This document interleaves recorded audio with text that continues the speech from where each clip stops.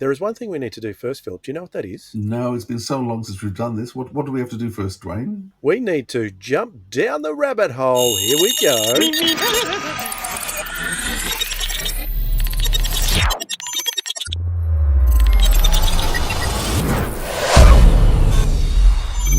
All right. Thanks for joining me down this rabbit That's hole, okay. Philip. You don't know what's coming, as opposed to last time we did one of these. You did know what was coming. Um, I was. I've been thinking about this question for a little while because based on a comment that you made to me when we were reviewing some of the newer episodes, and I wasn't too happy. You said to me that Doctor Who's not made for me anymore. So I was thinking, well, if Doctor Who's not made for me as a a 45-year audience member, who is it made for, and who should it be made for? Do you think is the television show making any mistakes, and how does that relate to Big Finish? What kind of audience is Big Finish for, and what should they do with that audience? So basically, my question is, what are the audiences for TV Doctor Who and audio Doctor Who, and how should those audiences be treated, do you think?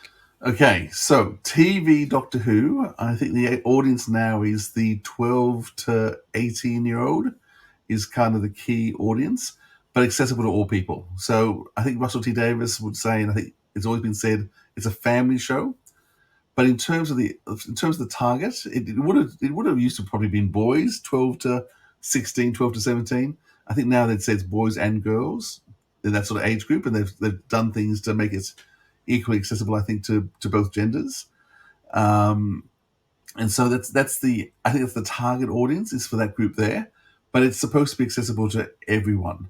But it really isn't being made for 50-year-old men. Okay, I don't think we are in Russell T Davis's mind at all when he's running the show. Hopefully, we can actually still enjoy it. But the message is for that age group, for that generation, which is two generations now below us, because it's not even the millennials anymore. It's now the next group down. Is it the Zers, Zoomers? And yeah, they have a different way of viewing. I mean, the whole fact it's gone now to streaming rather than actually even being, the BBC. They're releasing it on it's being streamed before even the BBC show it. So very much it's aimed for that group of people who are going to watch it, stream it, and a lot of the political stuff, a lot of the target audiences, and what the current vibe of things is for that group. Big Finish, that is for us. Okay, Big Finish is still being made um, for people who have money, and so it really is to the that is more towards the 50-year-old men. No, it's more than that. It's greater than that, but it really is probably targeting the 30 to 60-year-olds, but who have money to spend things and who have nostalgia. And so the shows that Big Finish are doing, that's why there's a lot more.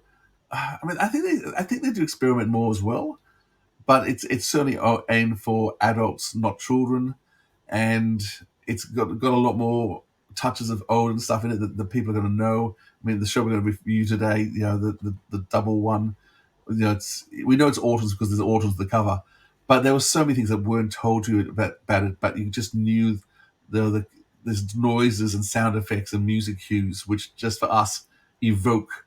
And then you've got smashing glass at one stage, which was that was for me. Jumping out of buildings, all the smashing glass. That's Spearhead from Space. So Big Finish is for us, our age group, but Doctor Who itself, no, that's for the young people, and hopefully we can still enjoy it, even though we want to enjoy all of it. Is that what you'd say, Dwayne, or you actually still think the TV show should be for you? Well, I don't think it should just be for me, but I do disagree with what you're saying. Now, you're focusing a lot on age demographics there. So my question would be, it was Doctor Who was originally made for 8 to 12-year-olds. You would say that right through the 60s and 70s. But the figures that they were getting in viewing figures, into the over 10 million in many cases throughout that period, were they made up of 8 to 10-year-olds? I don't think so. There was a lot more in that audience. So, and I don't think the themes that you'll get in something particularly like the Letts and Dix era the themes throughout there were not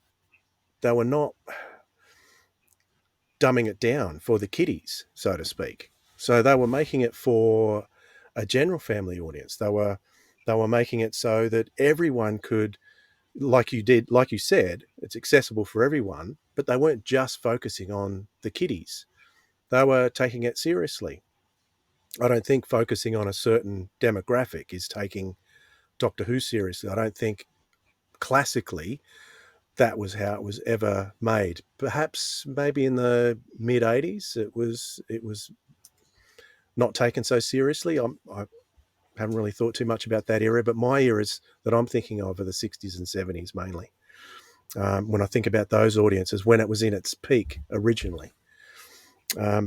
So I think that the audience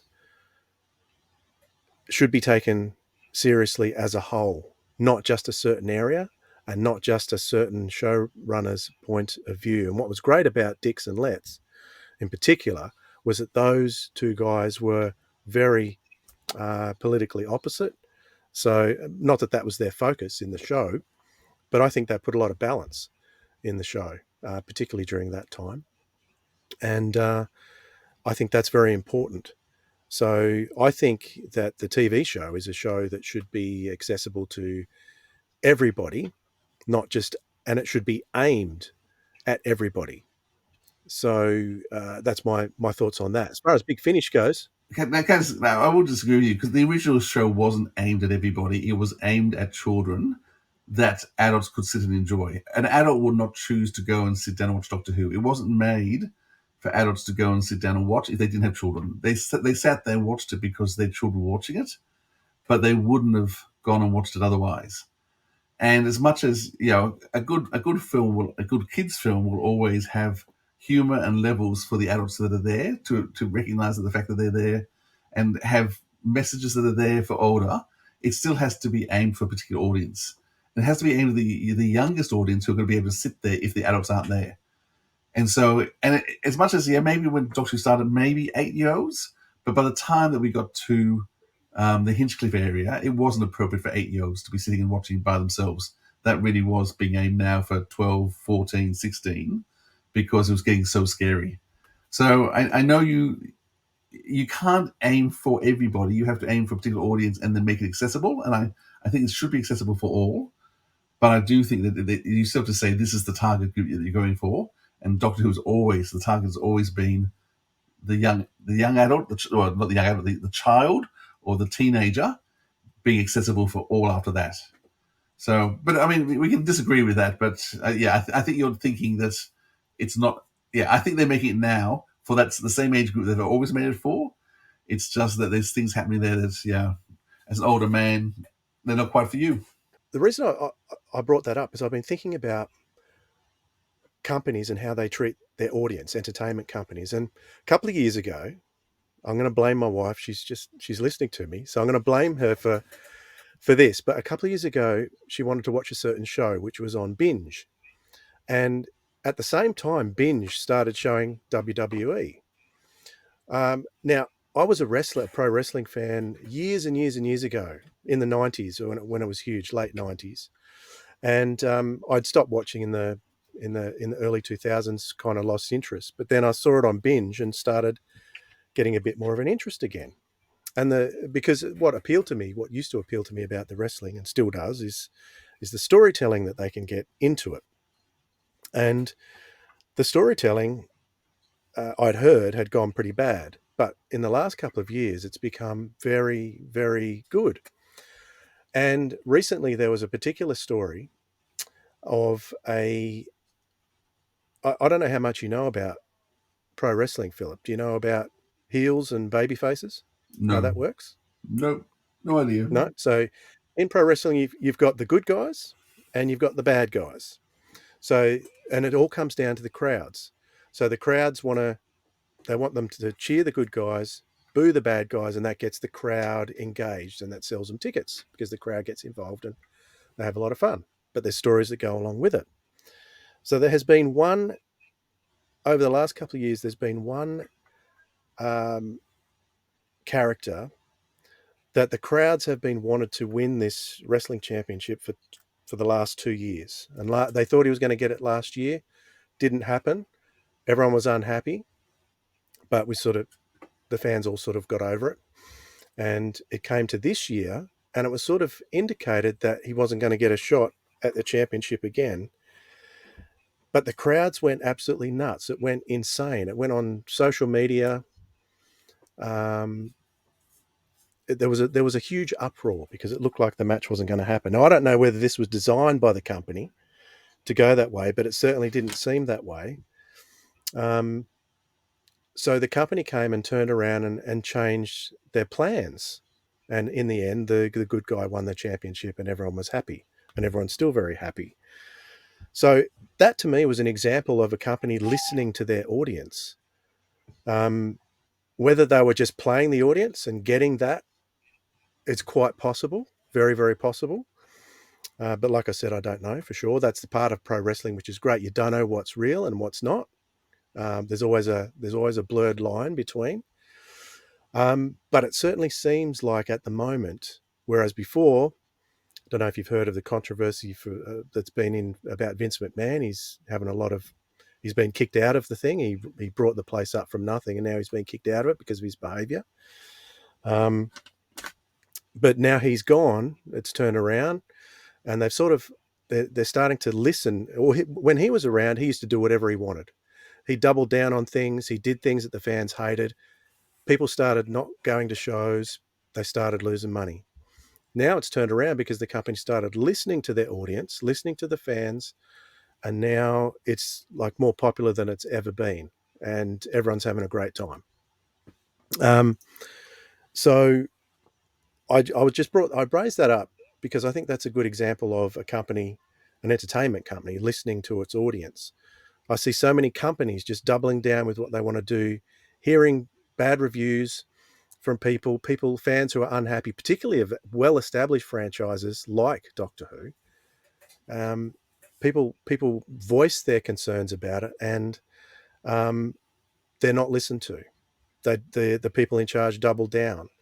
It just flops, and I fear that that's what might be happening with Doctor Who. So I hope not. Time will tell. But I think there comes a time when you have to listen to your audience. What do you think? Do you think that they're right to just double down and do whatever they want to do? I think that they're in touch with their audience very well. And just some of the fans are grumpy old men who don't like what the changes. I have not had any issues yet with the 4 programs we've had. I had some issues with the previous era, but that was through bad quality writing more than anything else. I know that Russell T has a particular style with his writing and his storytelling. And I just feel at the moment that there's people are whinging and complaining before we've had enough to go by. Well, sorry, the stuff I think we've had, I've been pretty happy with. And as much as, there's a few themes in there that, I wouldn't have chosen to go with. And I know that there's things to discuss. But I mean, Hinchcliffe was so controversial. He was raised in Parliament, too violent, too this, and we love that era now. I think people can be very quick to criticise. And at the moment, I don't think we have enough details to go on. So I'm very happy to sit back and just try and enjoy it as much as possible. My parents hated Doctor Who. All the adults in my life hated Doctor Who. It was certainly for me as a kid. It wasn't for anybody else. And people have always criticised and complained about the show. Well, it's just what we do. It's everyone on social media just likes to complain and whinge and try and get as many likes as possible. And with the new Twitter system, you get paid. The more outrage you cause, the more people who react to your posts, you get paid for it. So people are always going to do that. The hate, because hate gets more press. So I'm not going to complain about the new series yet. The stuff I've seen, I've really enjoyed, and I'm going to keep. I'm hoping to keep enjoying it, and I'm waiting to see what happens. You raised the Hinchcliffe area there. That yes, there was some outrage by some individuals, but the fans didn't hate it. That's for sure. The fans loved it at the time, and still do. There wasn't much of a fandom back then either. You're going to bring up Deadly Assassin? No, I was just going to say there wasn't much fandom back then. There was lots of young people who loved the show. fandom wasn't established and there's no social media. So I think we're living in a different age, and to try and know what would have happened back then had it been happening now, I don't think we can compare them. Very good. Time will tell. I just hope they listen to the audience. If you enjoyed what you heard in this clip from the Sirens of Audio podcast, be sure to subscribe and click that notification bell so you never miss out on another episode from us. And if you want to find out more about us, including our back catalogue of episodes, you can head over to sirensofaudio.com.